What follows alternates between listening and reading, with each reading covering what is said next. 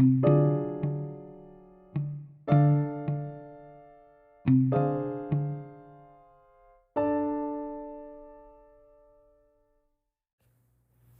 Minecraftians, and welcome to another Realm News episode. I am your host, the Dark Lord, the one who puts the real in Realm and expands your mind one block at a time. And if you couldn't guess from the very evident title of today's episode, I am talking all about the pumpkin today. Part 1 out of Realm News' first 2-part series ever. This is truly a versatile fruit, people, and it requires 2 episodes. Yes, you would think that we were entering fall instead of spring, but this is an important block in the overworld that is worth mentioning before we enter Halloween. Today, I will be covering a myriad of topics around the Minecraft pumpkin, such as how our other fellow Minecraftians utilize the pumpkin and their opinions of this orange cube. I will bring the real to you also by discussing the origins of the pumpkin and cover the origin story on the jack-o'-lantern. It's a truly fascinating tale. Also, I will tell you the history of this pumpkin and its functions in Minecraft, the digital jack-o'-lantern. With that breakdown said, let's dive right into it. One of my favorite segments of the show, where I get to bring insight directly from the Minecraft community right to your eardrums. It's poll time!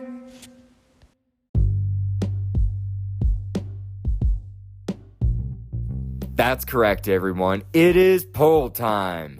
This was a really fun poll to put out there for the Minecraftians to answer, everyone. I got a whole lot of feedback from this one. The question that I posed for this week was this: pumpkins, do you use them? And I presented 6 options to choose from in the poll. The choices I provided are these. Do you use the pumpkin primarily for 1. a light source in your kingdom? 2. as a mask? To put on your head, and it'll disguise you enough for the Enderman not to be able to distinguish you, keeping them from attacking you? Yeah, pretty important. 3. creating golems, the snow golems and the iron golems. 4. as decor. 5. for making pumpkin pie. 6. don't use them at all. Some people may not want to use the pumpkin or don't incorporate them into their kingdoms. Who knows? I just put that in there just for the sake of it. Those were the choices I had provided, but I do wish that I could do a multiple choice poll for this one. I think that would have been more appropriate. I got a little bit of feedback from the Reddit community that they wish this could have been multiple choice, which I can't do on Reddit. So I need to figure out a way to provide that somehow. Anyways, I want to move on. This poll had quite a few votes. Well, I would say our average amount, which is a good turnout. 55 Minecraftians turned up to vote on this pumpkin poll. I think that's a good turnout, and I'm not going to gripe about that. So I'm pleasantly surprised so many turned out to vote on the pumpkin. Now, I want to start with the loser and progress my way to the winner. Our loser of this week's poll is the mask, with a total of 4 votes. The poor pumpkin mask. But I am actually not too surprised by this.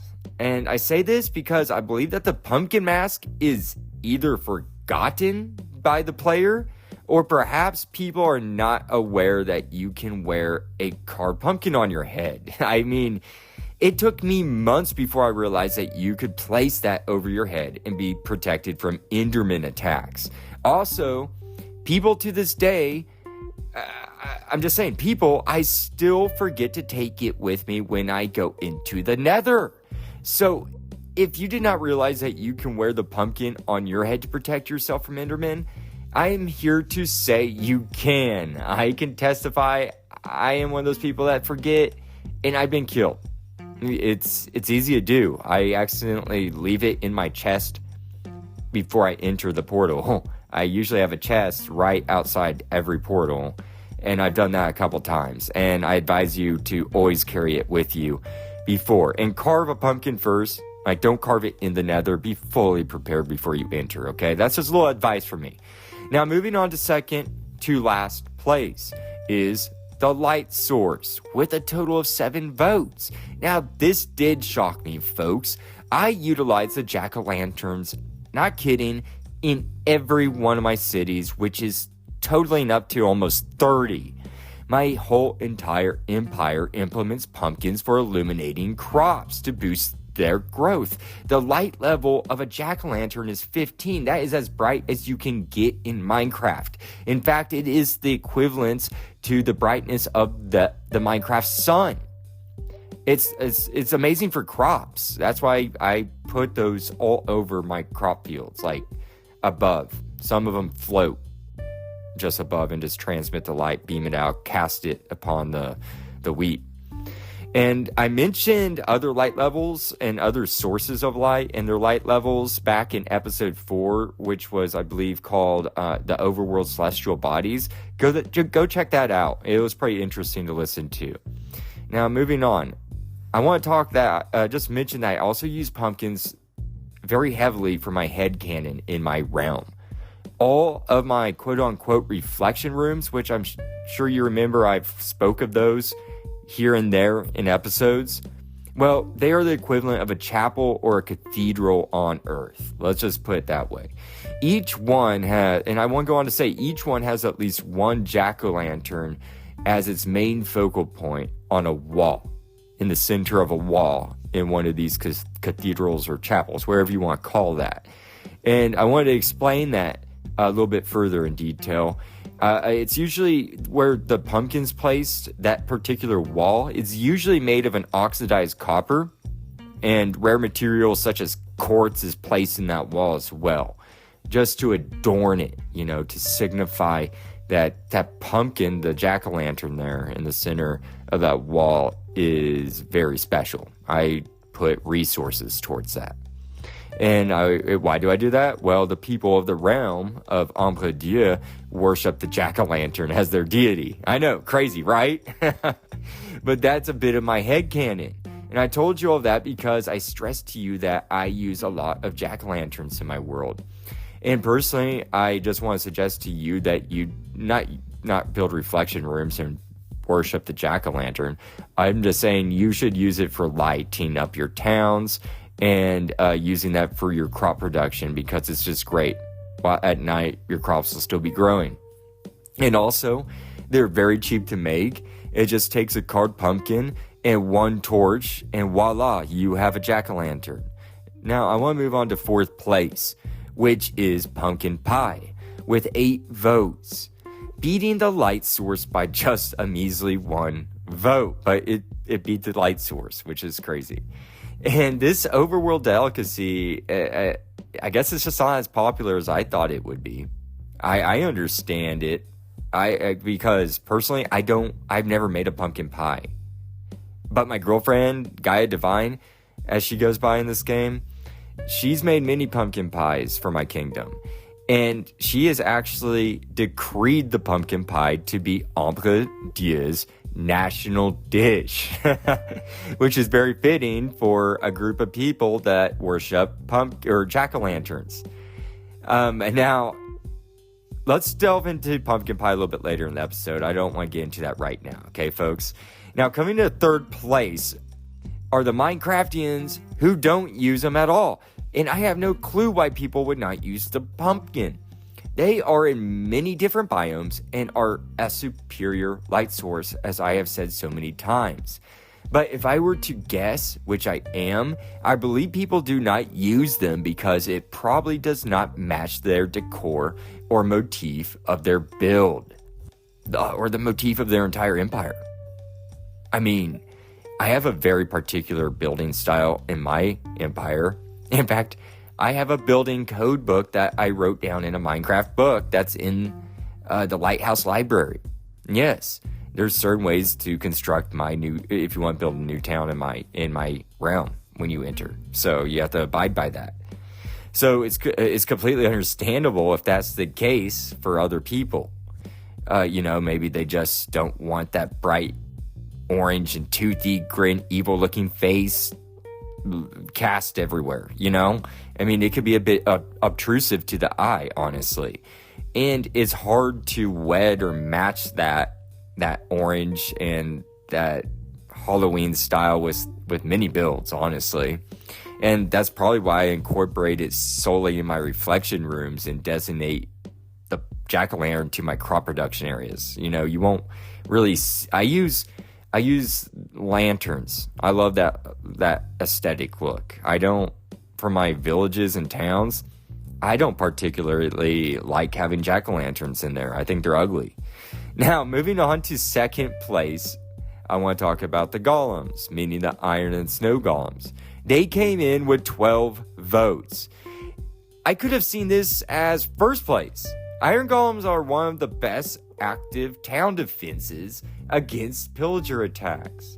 First off, they're autonomous, so they're easy. They just meander around until an enemy comes, and they're very sturdy. They're hard to take down, so they can take out a lot of enemies. Also, if you're in the snowy biomes, couple those with snow golems, and you have a golem army at your disposal to protect your townships. They're very essential, yet they're in this pool because you can't make a golem without a pumpkin in this game. It's impossible. I mean, I take that back. Iron golems can be made in like iron farms like I have, and villages will spawn these iron golems, but snow golems you have to make. So, I mean, I guess the iron golem can naturally spawn itself, be summoned by the villagers, I suppose. More on that. Now, for the pumpkin's number one use, with 14 votes, the Minecraft community has said that they use this fruit the most as decor. Yes, the people love to decorate their worlds, which kind of surprised me. Because I was just saying how I kind of find it ugly to put in my towns, but it looks like people like to decorate their worlds with this festive orange block. I don't blame them. I mean, people do whatever your imagination tells you to do. I use them in my reflection rooms and crops. I mean, I do love the aesthetic touch that a pumpkin patch gives near a town, though. That I can go for. I love that. Or when you find a natural village and they have pumpkin patches. And I have a quick side story on that. The most recent town that I have discovered that I still have not named specifically yet, but it's located in my snow-capped mountains region.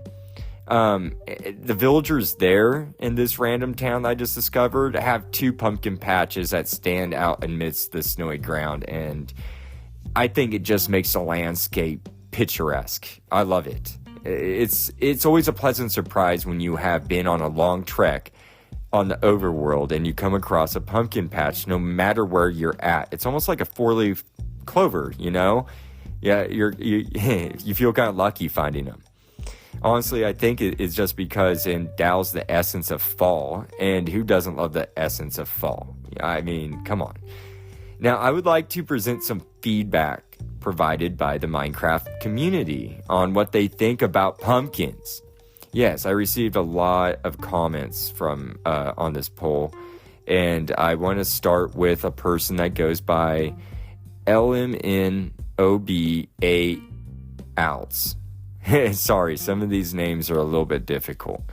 Do my best here. Who says, quote, "This is a tough one because you can make only one selection." I know, I'm sorry. "I use pumpkins for light source, golems, and decor."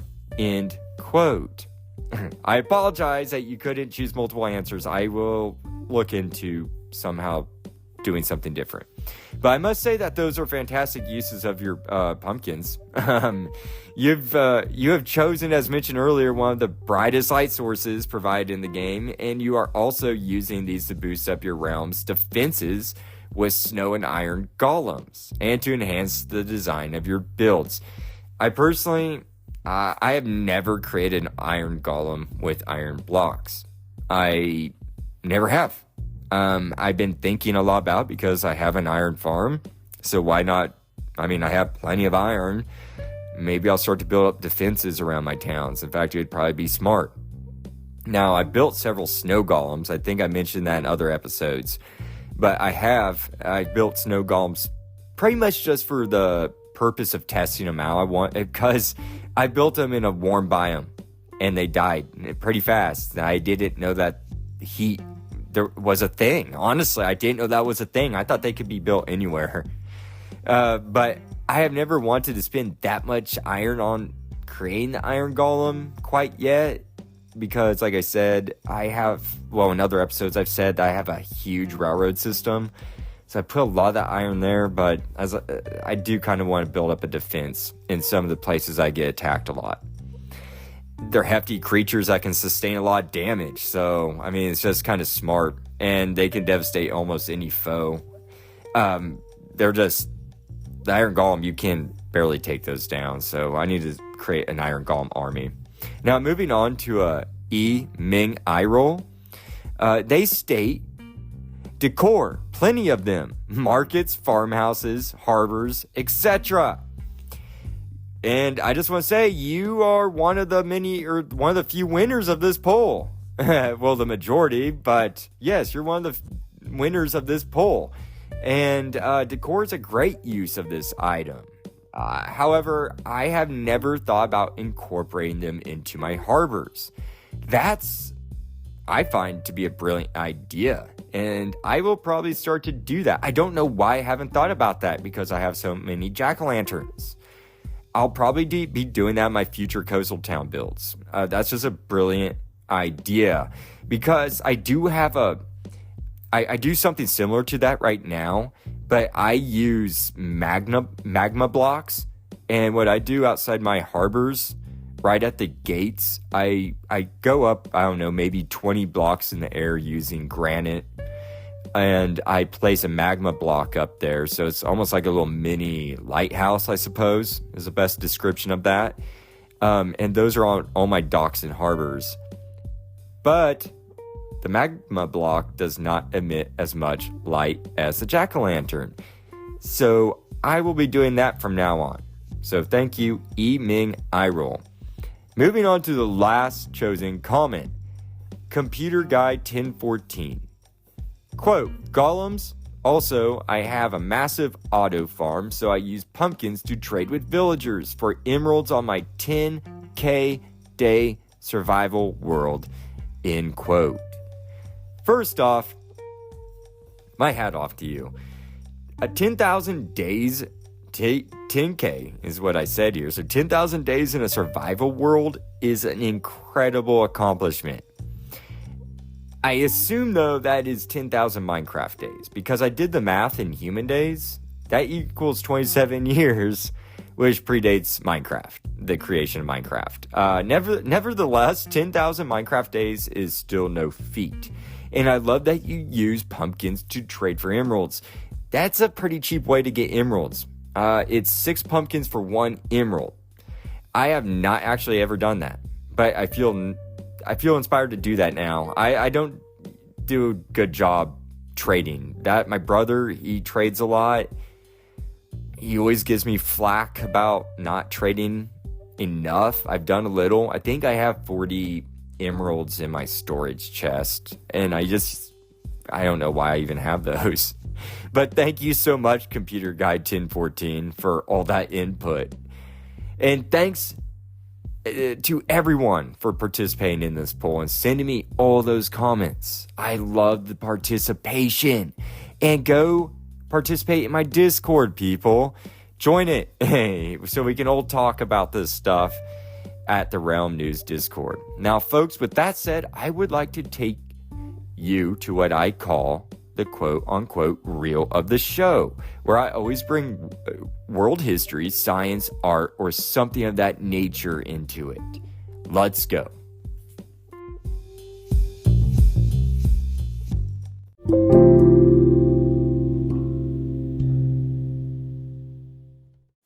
Welcome to the reel, my friends. We are going to be talking all about the pom-pom. Wait, or should I say the pumpion? No, I mean the pumpkin.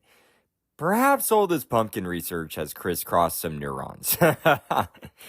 However, you would be partially correct in saying pom-pom or pumpion in place of the word pumpkin. These two words actually meant pumpkin at one point in time. According to History.com, titled, quote, 6 Things That You May Not Know About Pumpkins, end quote, the word pumpkin actually derives from the Latin word pepion. This word, through time, morphed as it was borrowed by different cultures on Earth. Such as the French took this Latin word and changed it to pom-pom, as I said at first, which is extremely fascinating to me, being a person who speaks French, because the word I am familiar with in French for pumpkin is citrouille, which has no similarity to the word pom-pom besides the vowel O. I mean, nothing at all there similar. Nevertheless, the word pom-pom eventually made its way over across the English Channel into England or the United Kingdom, where they morphed it even further. They made it a little bit more familiar to the word we know today. They called it pumpion. Sounds to me like the mixture of the Latin pepion and French pom-pom. When settlers arrived in America, it finally took on the form that we are familiar with today, the word pumpkin. I can't explain why it's made that switch. I'm sure if I dug deeper, I would be able to find it. And I always find the etymology of words to be fascinating. However, I didn't dig deeper beyond that we just switched it to pumpkin here in the United States or in North America.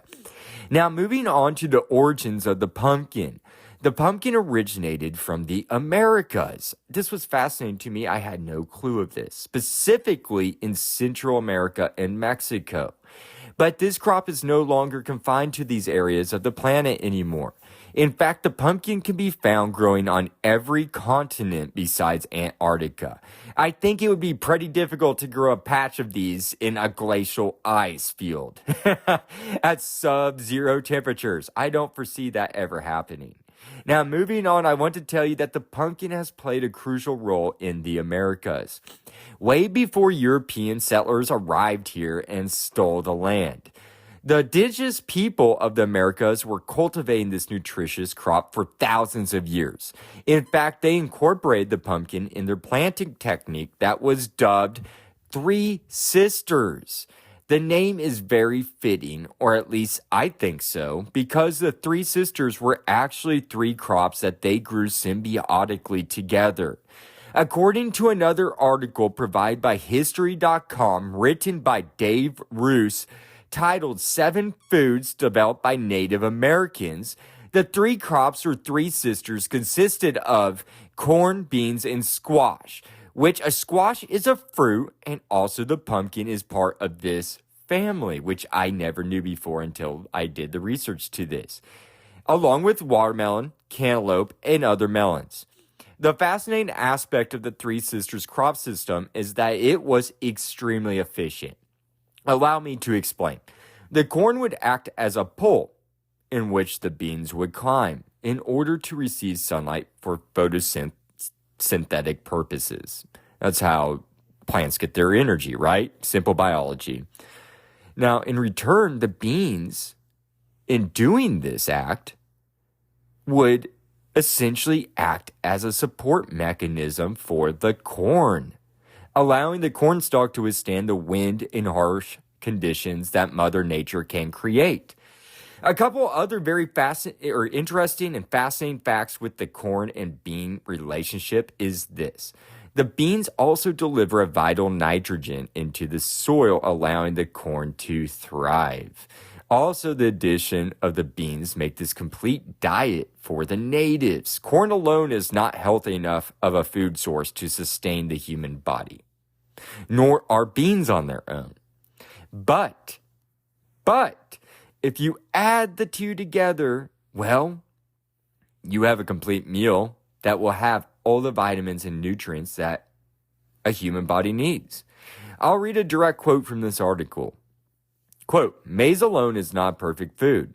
It's missing some amino acids, particularly lysine, which is found in beans. Beans are deficient in other amino acids, such as cytine and methionine, which are found in maize. So see, they complement each other perfectly. But for these two crops to be healthy, they need one more sister. We only got two out of the three that I mentioned. This brings me to the pumpkin. The pumpkin is considered a winter crop and takes around 90 to 120 days to grow. When it is growing, it sprawls out many leafy vines that cover the ground surface in quite a wide ground surface. Google pumpkins and you will see what I mean.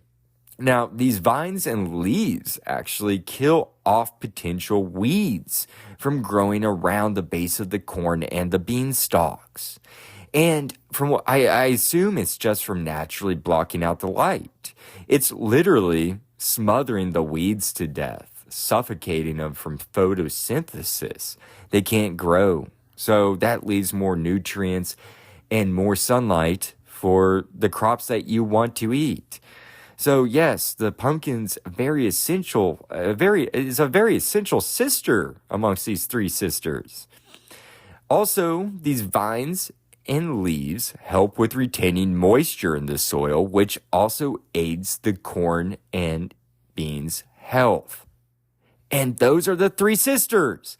Corn, beans, and pumpkins, or a squash variant.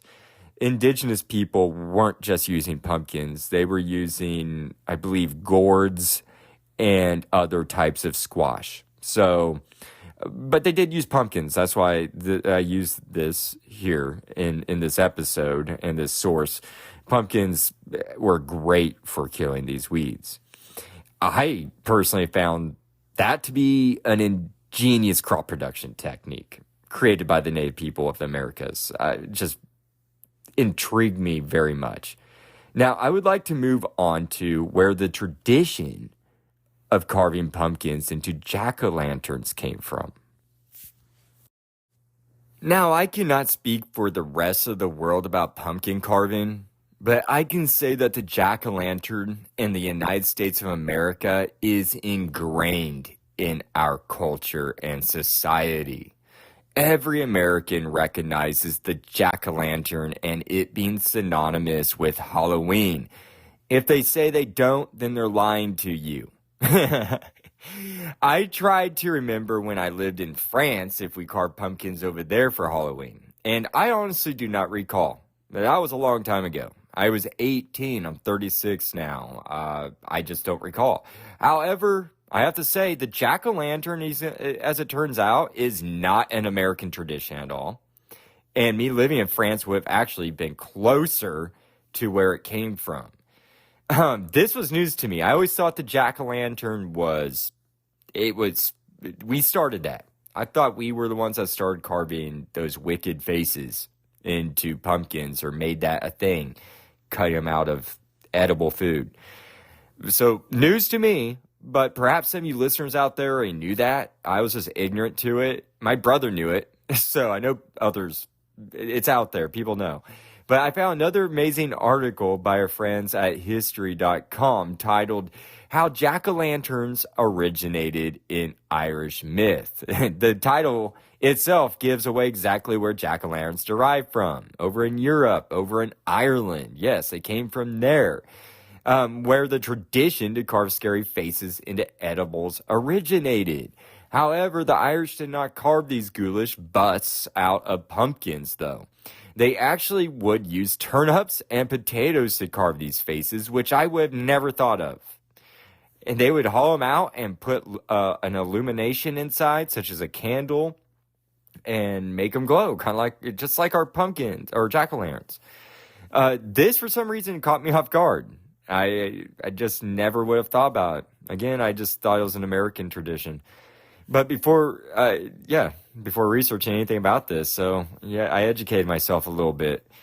I had got my whole life unaware that pumpkins were exclusive to the Americas before the Europeans discovered them upon their arrival and then spread them around the world. So it makes sense now to me, knowing that the tradition started centuries ago in Ireland before pumpkins were introduced there. You see, I didn't know pumpkins evolved here in the Americas. So that makes sense to me now that they didn't have pumpkins in Europe back then. So, of course, they use potatoes and turnips to carve jack-o'-lanterns.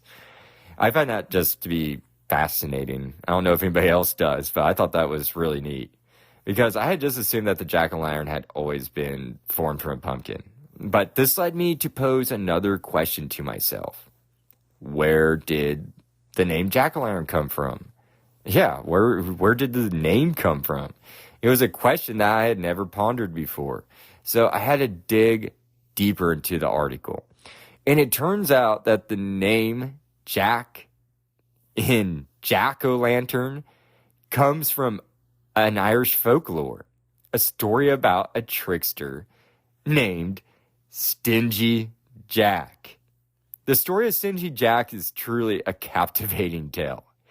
The earliest publication of Stingy Jack can be traced back to the 19th century, which, according to Wikipedia, titled Stingy Jack, first appeared in the 1836 issue of the Dublin Penny Journal. Years later, in 1851, a person named Hercules Ellis wrote a story called The Romance of Jack-o'-lantern. Allow me to tell you the story as we understand it today, okay? I've never heard this story before until I read all this. Now, imagine going back in time centuries ago to an anonymous Irish town where we are introduced to our main character, Stingy Jack. And as the story goes, Stingy Jack was known to imbibe a wee bit too much on alcohol. Let's just say that he was known for enjoying the drink. He was also known to be a very deceitful soul. From what I could tell, and as you will soon see, he was a masterful grifter with his quick wit and a silver tongue about him. One evening on a dark night, Stingy Jack was walking down a cobblestone path. I should say walking is not the correct verb here. More like lumbering or stumbling down the path. It was just another typical night for Stingy Jack. I imagine that he was probably coming from the pub. Well, as he made his way further down that path, Stingy Jack noticed something peculiar on the ground, and it piqued his curiosity. He stumbled closer to it to get a better viewing, and saw to his amazement that it was a corpse of a man laying there. If that was not unusual enough, listen to this. The lifeless body had a wicked grimace upon its face. Stingy Jack, suddenly startled by this grimace, had a stark realization that this was not a regular corpse. But it turned out to be, in fact, the devil himself in corpse form. The devil placed himself there for Stingy Jack to find him in order to collect Stingy Jack's soul. You may be asking yourself, why did the devil come for Stingy Jack's soul? Excuse me, I need a little bit of water, folks. I have allergies, and it's really bad where I'm at right now, so I need to get a quick sip. Otherwise, I'm going to have a little tickle in my throat and won't be able to talk. I apologize for that inconvenience. Back to the story. So the devil placed himself there for Stingy Jack to find him in order to collect his soul. And as I just said, you might be wondering why. Well, the rumors of all the drinking and deceiving and wickedness made their way to the devil. The devil became curious of this fellow and also became quite jealous of Stingy Jack. Can you believe that Stingy Jack made the devil jealous just being such a wicked human? And just a wicked human. He was so wicked that the devil was jealous. Stingy Jack was just simply a bad guy. Stingy Jack realized his fate and made one last request before the devil imprisoned his soul in hell for eternity. He asked if he could have some ale before he died. Very fitting for this character, right? Now, the devil saw no harm in this. Why not, right? So the devil took him to the pub and bought him drink after drink of ale. The devil was Stingy Jack's drinking buddy for the evening. I can't imagine what type of scene that looked like. Now, towards the end of the night, when the bartender yelled, "Last call," the devil was ready to take Stingy's soul. But before he could do so, Stingy said that he was broke and asked the devil if he could pay off his bar tab. He told the devil that he should turn himself into a silver coin to pay for the drinks, and then return to devil form while the barkeep was not looking, while he was distracted. The devil thought this was a brilliant idea. He instantly transformed into a coin. But as soon as he did this, Stingy Jack grabbed him up and shoved him into his pocket, which also housed a crucifix. This crucifix prevented the devil from returning to his natural form again. He was trapped as a coin. The cunning Stingy Jack outsmarted the devil himself. Is that not amazing, people? This guy should be selling cars. Joking. The devil was obviously enraged by this and demanded to be set free. Stingy Jack made an offer. He told the devil that he would free him as long as he spared his soul for 10 years. I would have asked much longer than that, but heck, back then, 10 years was probably like 30. The devil eventually agreed to this term. I imagine he was quite furious, though. I can only picture that. The story I read didn't really describe his emotions. Even so, the devil had kept his end of the bargain for that 10 years, folks. One day, Stingy Jack, 10 years later, had found himself on the same cobblestone path where he originally met the devil. 10 years to the day, they struck the deal with the devil. And sure enough, the devil appeared. Knowing that the devil was there to collect his soul, Stingy Jack asked for a favor once more. What a daring guy. I don't know if I'd be that daring, but he didn't ask for a drink this time. You'd think he would, but no. He asked this. He wanted to eat an apple to fill his hungry stomach as a last meal, if you will. The devil, who's apparently not too bright, in this story at least, agreed to let him have an apple. Stingy took him to an apple tree that he knew of nearby. Once they arrived to this apple tree, Stingy asked the devil if he would graciously go up the tree and pluck one for him. The docile devil agreed again. What's the matter with this guy? He started to climb up the tree, up the apple tree, right?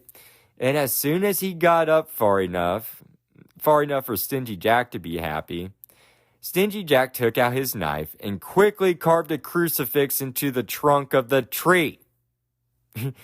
The devil was once again fooled by Stingy Jack. The devil could not come down beyond the crucifix. He was trapped up in the tree. Isn't that amazing, folks? I don't care what people say about Stingy. Stingy was a cunning guy. I mean, to fool the devil twice, come on. Now, as you can only imagine, this upset the devil a considerable amount. Needless to say, right? The devil, furious yet again, was demanding to be let down. Stingy Jack, I just visualize in my head, allowed the devil to just sit up in that tree for a while And I picture Stingy Jack sitting at the base of that tree, his back to the trunk, knees bent up, toes in grass, apple in one hand, and a bottle of ale in the other, enjoying himself while the devil's just yelling and cursing him out from the top of the tree. And I bet he just has the biggest grin on his face. Well, Stingy Jack had yet another bargain to strike with the devil. Isn't that funny, people? Because usually it's supposed to be the devil striking the bargains, but Stingy Jack's just that clever. Now, he said to the devil that he would let him down the tree as long as the devil agreed to never take his soul to hell. Now, that's good thinking, Stingy. The devil, reluctant, he eventually agreed, and Stingy let him down, and the devil vanished. Well, let's move on. Stingy Jack continued to live his unhealthy, typical lifestyle. He did not change at all. He was just an unsavory fellow, and he just consumed copious amounts of alcohol and continued to be a rotten person. Eventually, the drinking caught up to his liver, and Stingy died one day, as anyone would have guessed. Now, as Stingy Jack stood at the pearly gates of heaven up there, he noticed they were not opening, and God appeared. God told him that he was not allowed into heaven because of the sinful life that he led on earth. I imagine you probably told him all the things, you know. I don't know if Stingy needed to be let known about his life, but maybe he did. Well, Stingy Jack didn't know where to go after that. He wasn't he wasn't allowed into heaven. So Stingy walked, or I don't know how you get down there, but he went down to hell where he asked to be admitted. The place that he struck a bargain saying that he would never be allowed in there. And the devil refused him because of that. The devil does not break deals. He sticks to his deals. Has anybody seen Lucifer, the show? You would know this. So the devil refused him entry into hell. And so Stingy Jack didn't have anywhere to go. Nowhere to go. It was just ironic. He wasn't even allowed into the place that he didn't want to go while he was on earth. So, with no place to go, Stingy Jack was, he was sentenced to wander earth for eternity, is what it came down to. The devil ended up giving Stingy Jack this glowing ember, a coal in some articles I read, as a light for him to light up his way during his eternal meandering of the earth. It is said that Stingy Jack placed the ember inside a hollowed-out turnip to light his way like a lamp. According to History.com, the Irish started to refer to this myth as Jack of the Lantern, which eventually morphed to the familiar term, as we all know today, jack-o'-lantern. The Irish placed these jack-o'-lanterns outside to scare away his wandering spirit. And that is the story of Stingy Jack, folks. And also the origin story of how jack-o'-lanterns came into existence. Isn't that amazing? This practice of carving out turnips and potatoes naturally was introduced to the United States later, centuries later, by Irish immigrants. And the rest is just history. Now it's everywhere in the United States, generates billions of dollars a year for Halloween, and is a very commercialized industry. And I went my entire life up to this point never knowing any of the history of that. So I'm really happy to know that, because this will make this upcoming Halloween a little more interesting, and it'll give it more depth knowing all this now. I hope you'll enjoy that. Now let's bring ourselves back to the realm, people. I want to talk about overworld pumpkins.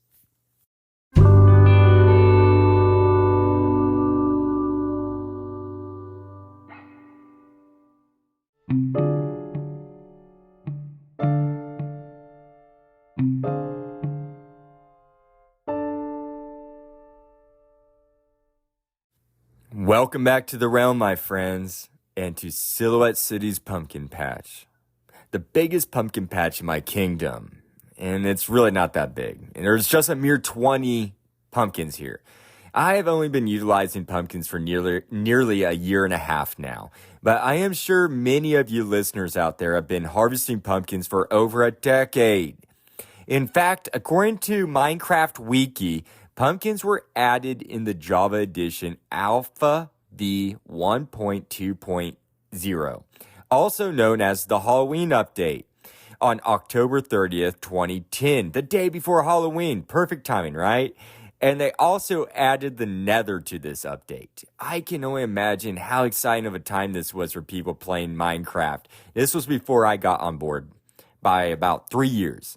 These pumpkins, when introduced, were initially always jack-o'-lanterns. They just came out, they were just jack-o'-lanterns. That was the only option of pumpkin you had. They had that already pre-carved face. They weren't just a regular pumpkin. But that also meant no shearing at the time. Now let's fast forward to July 18th, 2018. Not so long ago. That's in recent memory for all of us. Now, this is in the Java snapshot 17W47A for update 1.13, the version we are more familiar with today of the pumpkin. This is when they added what was considered to be a new type of pumpkin, which really isn't new to us. We got to think about, because I just said the first one already had the pre-carved jack-o'-lantern face, but it was just called, I believe, a pumpkin. I think it was just called pumpkin.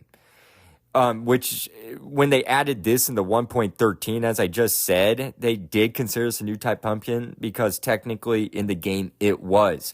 But this turned out to be just your run-of-the-mill. It didn't have the pre-carved face. It was just a regular pumpkin of the overworld, the ones that you see in pumpkin patches and that you find in villages. No carved out face.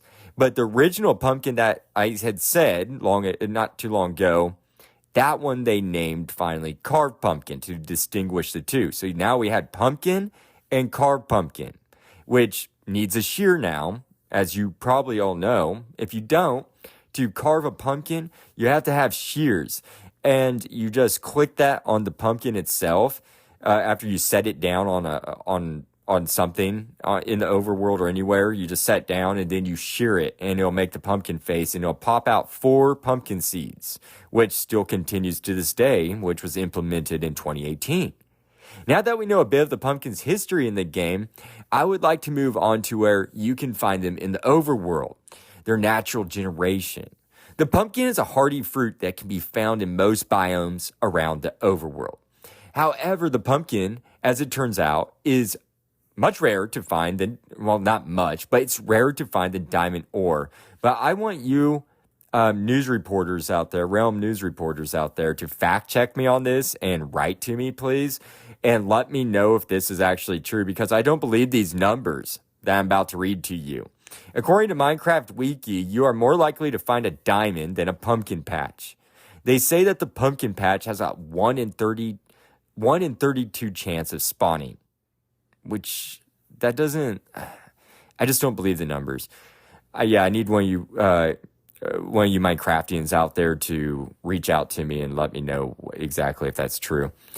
But anyways, continue on. That is because a pumpkin, they say, cannot spawn if there's just a little bit of grass growing on, let's say, a grass block. It has to be perfectly flat. There can't be anything for the pumpkin to grow, for it to grow. There can't be any amount of like tall grass or anything there. So that lowers the chances of spawn, because there's quite a bit of that in the overworld. Nor does it grow in sandy or gravelly biomes. So I guess that eliminates quite a bit of surface area. I'm starting to see why the chances of it spawning are going down. But still, my world's full of them. That's why it blows my mind, because these pumpkins can grow in snow, as I mentioned earlier. So you can find them in snowy biomes all over, or I do. I don't know. I brag about having pumpkins all over my overworld, so maybe that's why I don't believe the statistics there, because they naturally generate all over. So this was news for me. A few other places in the overworld where you will have a chance of finding some pumpkins are in some shipwrecks, which have a 14% chance of spawning a pumpkin. Also, you can find those in woodland mansions, which you guys been listening to the show. I really want to find. I still haven't. Still haven't. But you can find them in woodland mansions in these rooms called stem rooms. Also, you can find them sometimes inside those wool tents that are in close proximity to pillager outposts as well. Wandering traders will also sell you a pumpkin for 1 emerald, which is, to me, a ripoff. I don't trade with wandering traders. I honestly, as I say, dismiss them with a blade. Their prices are horrible.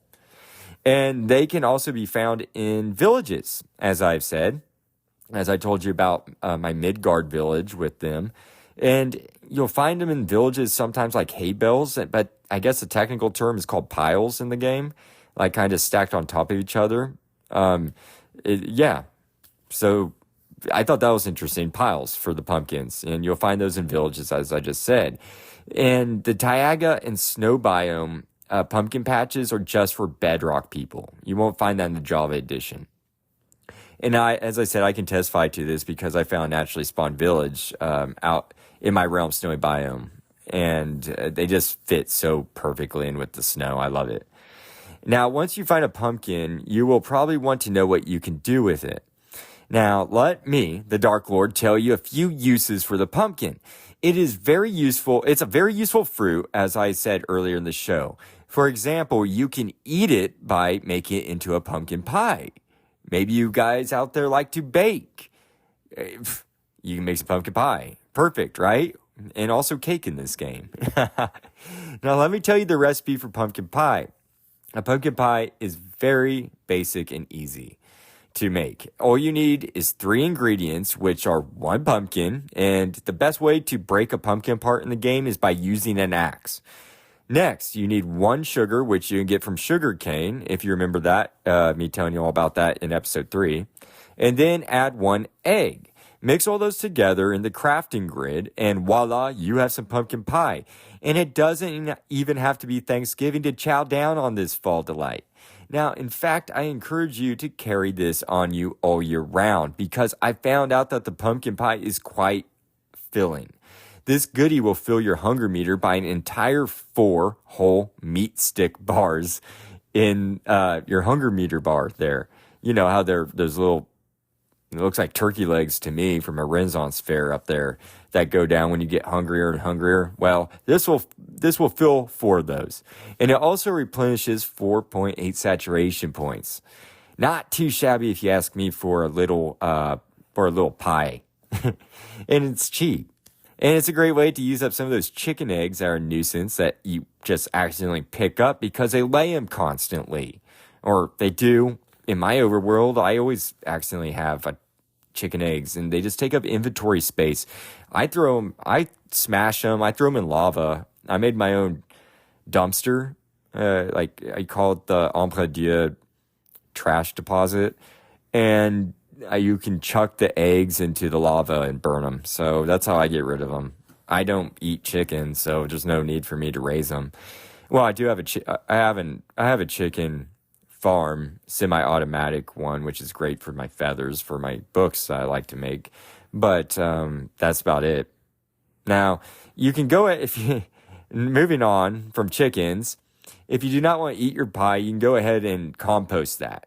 If you'd like, get some bone meal from pumpkin pie. You can, if you want to make that effort, that's totally feasible for you. And that might be a great way to accelerate your compost. You know what I mean? I don't do too much composting to make bone meal. I get most of mine from burnt up skeletons when the sun rises, or slaughtering, or when I'm out there killing skeletons. Now, if you decide not to use your pumpkins for food or for composting, you have the choice to use it for music. Yes, that's right. Such as mini blocks in the game, this one can interact with a note block as well to make the pitch of a specific instrument. Specifically, the didgeridoo. Now, all you have to do is just place the note block on top of the pumpkin and you have yourself a new instrument, which I find to be utterly cool.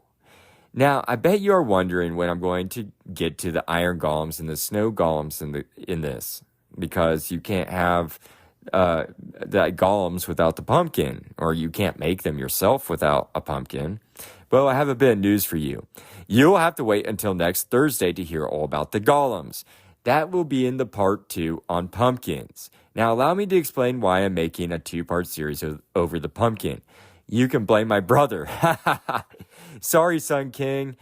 No, he is the one that turned me onto the history of the real life golems in mythology, in human mythology, or folklore, I should say, is probably a better term. And it took me down an intriguing avenue that I was unaware of. So I decided to split the golems that are strongly associated with the pumpkin into their own episode as a complement to this one, thus making a 2-part series. Because you need the pumpkin, as I said, to make these golems in Minecraft, folks. So you gotta stay tuned for next week's episode, where I'll cover everything you will want to know about the Minecraft golems and associate those with the real-world lore on golems. That brings me to the conclusion of the show. The pumpkin, as you have all heard it, or you have all heard now, is quite amazing. And I didn't even touch the tip of that iceberg. I certainly did not know that the pumpkin was indigenous to the Americas. And although I've heard of the Three Sisters before, I did not truly understand what it consisted of or how it worked until I wrote this episode. Truly amazing how Native Americans were so in tune with nature. Not surprising, but simply amazing and beautiful. Also, Stingy Jack. What a character, right? I love that story. I thought it was funny how he duped the devil 2 times to only end up neither in heaven nor hell, but to wander this earth for eternity. And that is the reason why we carve pumpkins and put candles into pumpkins to make jack-o'-lanterns. I also never knew that pumpkin pie was such a filling overworld treat in Minecraft. 4 hunger bars is a hearty amount, people. Also, the history of Minecraft pumpkin was quite interesting to me as well. I hope you all enjoyed this week's edition of Realm News, Pumpkins Part 1. I will see you all next week with Realm News Pumpkins Part 2, Golems, where I will cover everything you need to know about the Minecraft golems, and we will dive into their lore. Until next week, the Dark Lord signing off. Hey everyone, if you enjoyed this episode, please follow me wherever you listen to podcasts. That could be Apple, Spotify, Podbean. I'm everywhere. Just type in Realm News. I will pop right up. And if you follow me, you can get my latest episodes sent directly to you. Send this podcast to all of your friends that love Minecraft and have a thirst for knowledge. They'll get a kick out of the show. And also comment on each episode and take the poll. I always or typically put a poll associated. I believe these are only on my Spotify, so you may have to go to Spotify for the polls and the comment section. I apologize for that. But don't forget to do that. And don't forget to rate the show, please. By you rating it will help me know where to improve on it. You can also reach me at bio.link/Realm News. There you will find the Discord. Let's build a Realm News community, folks. I want to build a huge Discord where people can share all sorts of Minecraft-related content and have real discussions. You can also find my email at that bio link and all my other social networks. There you will find some of the cool articles and videos from my research, polls, and other Minecraft-related content.